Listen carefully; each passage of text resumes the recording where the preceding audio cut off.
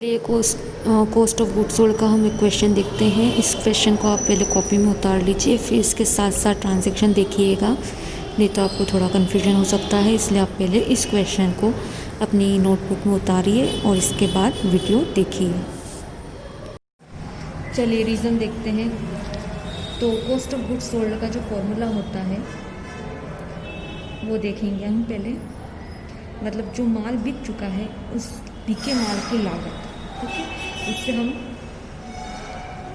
बिके माल की लागत के नाम से भी जानते हैं, ठीक है। इसका फॉर्मूला क्या होता है आपका? ओपनिंग स्टॉक,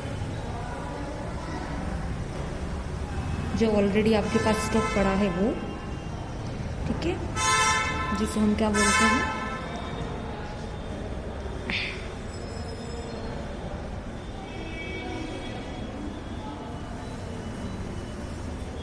स्कंद, प्रारंभिक स्कंद।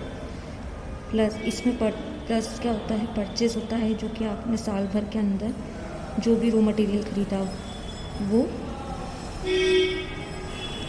फिर इसके अंदर प्लस होते हैं लागत, एक्सपेंसेस, जो प्रत्यक्ष होते हैं वो,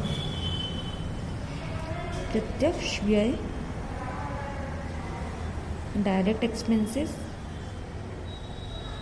डायरेक्ट एक्सपेंसेस में वो एक्सपेंसेस आएंगे जो कि इन रॉ मटेरियल को या इस स्टॉक को जो है फिनिश प्रोडक्ट में कन्वर्ट करने के लिए किए गए उन खर्चों को हम जो है प्रत्यक्ष व्यय में मानेंगे।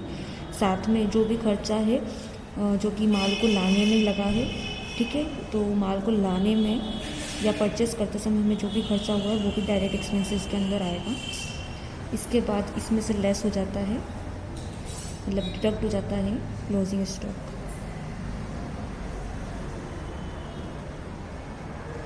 इसको हम बोलते हैं अंतिम स्कंद। तो ये फॉर्मूला है कॉस्ट ऑफ गुड्स सोल्ड का, बिके माल की लागत का। अब इसको हम एग्जाम्पल से अच्छे से, चलिए मान लीजिए कि आपका ओपनिंग स्टॉक दे रखा है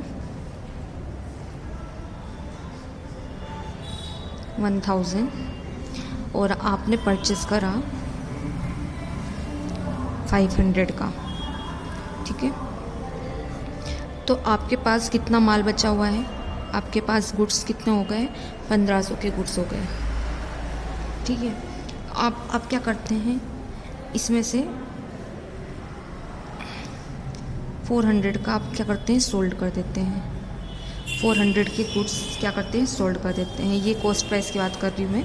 कितने में सेल करा ये अभी हमको नहीं पता, ठीक है। मतलब मैं यहाँ पे ब्रैकेट में लिख देती हूँ, ये कौन सी प्राइस है? हमारी कॉस्ट प्राइस। सेलिंग प्राइस अभी हमको नहीं पता है। हमने 400 के गुड्स क्या कर दिए हैं? सोल्ड कर दिए हैं।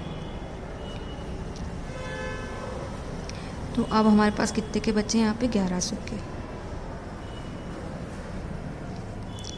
तो ये बचे हुए गुड्स है, इसको हम बोल सकते हैं क्लोजिंग स्टॉक, ठीक है। तो ये 1100 के गुड्स जो बच गए ये क्या हो गया? क्लोजिंग स्टॉक हो गया आपका। अब आप देखेंगे तो ये 1100 मतलब क्लोजिंग स्टॉक और ये 400 मतलब कॉस्ट ऑफ गुड्स सोल्ड, मतलब ये जो माल बिक गया है उसकी कॉस्ट। तो जो माल सोल्ड हो चुका है उसकी कॉस्ट कितनी है? 400,